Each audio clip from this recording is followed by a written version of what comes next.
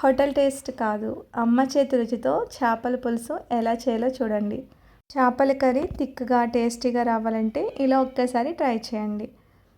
నేను ఇక్కడ 300 గ్రాముల వరకు తీసుకున్నానండి. చేప ముక్కల్ని శుభ్రంగా క్లీన్ చేసిన తర్వాత ఉప్పు, పసుపు, కారం, కొద్దిగా ఆయిల్ వేసుకుని ముక్కలకి బాగా పట్టించి 10 నిమిషాల పాటు పక్కన పెట్టుకోండి. నేను తీసుకున్న క్వాంటిటీకి ఒక పెద్ద ఉల్లిపాయ అయితే సరిపోతుందండి. వీటిని చిన్న ముక్కల కింద కట్ చేసుకుని మిక్సీ జార్లోకి వేసుకోండి. ఒక మీడియం సైజ్ వెల్లుల్లి రెబ్బలు కూడా వేసుకోండి.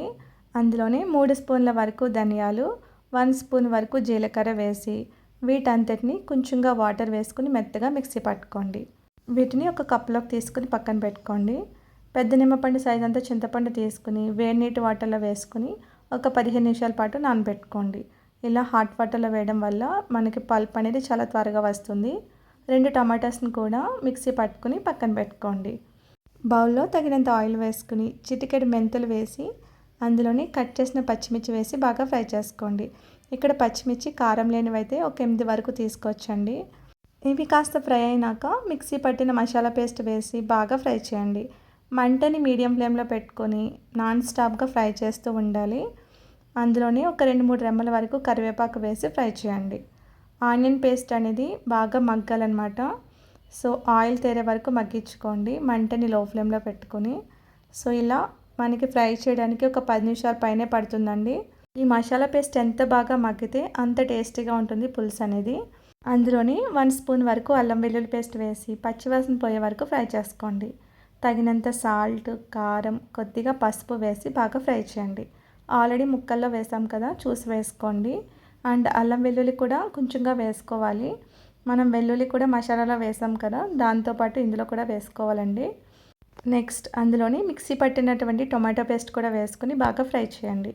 టొమాటో అనేది పచ్చివాసన పోయే వరకు మగ్గాలి. కాస్త ఫ్రై చేసినాక మూత పెట్టి లో ఫ్లేమ్లో మగ్గించండి. నెక్స్ట్ చిన్న మిక్సీ జార్ తీసుకుని అందులో 1/2 టీ స్పూన్ వరకు మిరియాలు, కొంచెంగా దాల్చిన చెక్క, 2 లవంగాలు, ఇలాచీ వేసుకుని మెత్తగా మిక్సీ పట్టుకోండి. ఏదైనా రోట్లో వేసి దంచుకున్నా పర్వాలేదండి. టొమాటోస్ బాగా మగ్గిన తర్వాత ఒకసారి బాగా మిక్స్ చేసుకుని మ్యారినేట్ చేసినటువంటి ఫిష్ ముక్కలు అనేవి వేసుకోండి. సో ఈక్వల్గా స్ప్రెడ్ చేసుకోండి. ఇలా వేసుకున్నాక మూత పెట్టి లో ఫ్లేమ్లో ఒక అర నిమిషం పాటు మగ్గించండి. ఈలోగా చింతపండు రసాన్ని సెపరేట్ చేసుకోండి, పల్ప్ మొత్తం తీసేసి. సో రసం మొత్తం వేసుకోండి. అందులోని తగినంత వాటర్ కూడా వేసుకోవాలి. 1 గ్లాస్ వరకు వాటర్ వేసి గరిటె పెట్టకుండా ఈ విధంగా బాగా మిక్స్ చేయండి. ఇలా మిక్స్ చేసిన తర్వాత మూత పెట్టి హై ఫ్లేమ్లో కర్రీని బాయిల్ చేయండి ఒక 3 నిమిషాల పాటు. 3 నిమిషాల తర్వాత మరొకసారి గరిటె లేకుండా మిక్స్ చేసుకుని ఆల్రెడీ మిక్సీ పట్టినటువంటి మసాలా పౌడర్ వేసుకోండి. ఈ మసాలా పౌడర్ పులుసుకి మరింత టేస్ట్ ఇస్తుందండి, అసలు స్కిప్ చేయొద్దు. అందులోని సాల్ట్ కానీ కారం కానీ సరిపోకపోతే వేసుకుని గరిటె లేకుండా ఈ విధంగా కలుపుకుని మూత పెట్టి మీడియం ఫ్లేమ్లో పులుసు కొంచెం దగ్గర పడే వరకు బాయిల్ చేయండి. మీడియం ఫ్లేమ్లో 5 నిమిషాలు, లో ఫ్లేమ్లో ఒక 10 నిమిషాల పాటు బాయిల్ చేయండి. సో ఇలా అయితే సరిపోతుంది. ఆయిల్ పైకి వస్తే మనకి కర్రీ రెడీ అయిపోయినట్టే. మరొకసారి ఈ విధంగా బాగా కలుపుకొని లాస్ట్లో ఫ్రెష్ కొరియాండర్ వేసుకుని స్టవ్ ఆఫ్ చేయండి. ఒక్క 30 మినిట్స్ రెస్ట్ ఇస్తే టేస్ట్ అనేది డబుల్ అవుతుందన్నమాట. అంతేకాకుండా చేపల కర్రీ ఎప్పుడు కూడా మార్నింగ్ చేస్తే నైట్ టైం తింటే చాలా టేస్టీగా ఉంటుంది. ఎంత రిచ్ కలర్లో టేస్టీగా ఉందో కదా. రైస్తో తింటే నెక్స్ట్ లెవెల్లో ఉంటుంది. ట్రై చేసి కామెంట్లో చెప్పండి. ఇంకా ఇలాంటి రెసిపీస్ కోసం ఫాలో అవ్వండి. అమ్మ చేతి రుచితో సూపర్గా రెడీ అయిపోయింది. Thank you.